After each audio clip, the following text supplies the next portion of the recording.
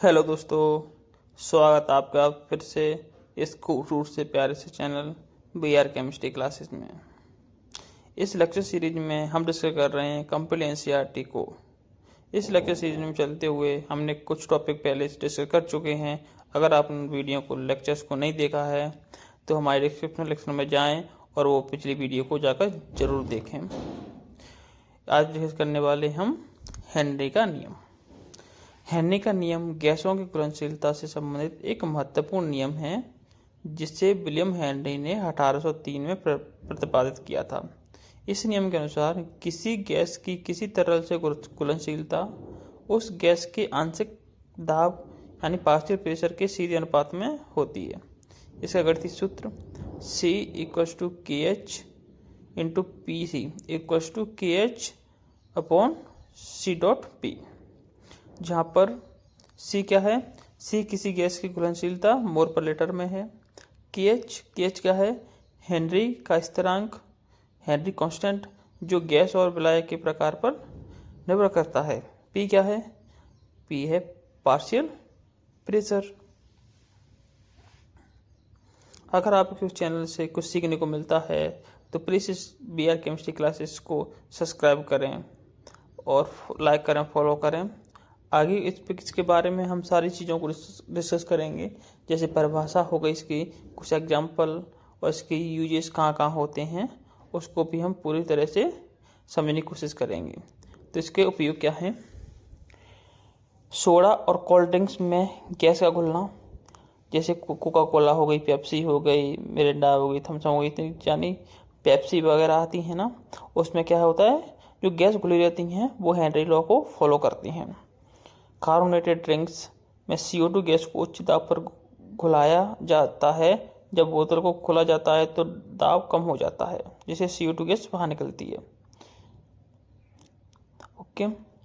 Second है scuba diving में गहरे पानी में जाने पर गोताखोरों के रक्त में नाइट्रोजन अधिक मात्रा में घुल जाती है। जब वे तेजी से सतह पर आते हैं तो नाइट्रोजन तेजी से निकलती है, जिससे वेट्स डिकम्पोजिशन सिकनेस नाम की बीमारी हो सकती है। इसे रोकने के गोताखोर धीरे धीरे सतह पर आते हैं।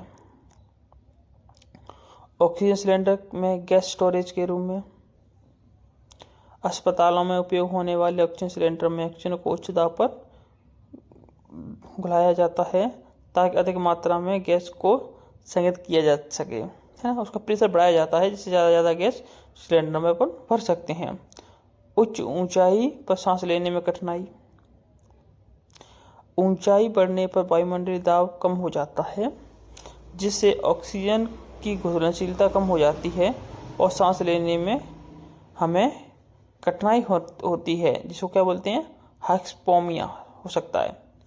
शुद्धिकरण प्रक्रियाओं में औद्योगिक प्रक्रियाओं में गैसों को तरल से घुलाकर अलग करने के लिए इस नियम का उपयोग किया जाता है। और आगे है इसमें इसके उदाहरण, इसके नियम। कोल्ड ड्रिंक्स घुलने में बुलबुले निकलना, है ना। जब आप कोल्ड ड्रिंक की बोतल खोलते हैं तो उससे घुली CO2 गैस तेजी से बाहर निकलती है। आपने खुद भी महसूस किया होगा, जब हम किसी पेप्सी के ढक्कन को खोलते हैं तो उससे तेजी से बुलबुले निकलते हैं और गैस निकलने का भी एहसास होता है। गोताखोरों को धीरे सतह पर आने की प्रक्रिया कहते हैं, है ना। उनको एकदम से ऊपर आने के लिए कहा जाता है, धीरे धीरे बोलते हैं, नहीं तो क्या होगा, नाइट्रोजन की बॉडी में घुल सकती है।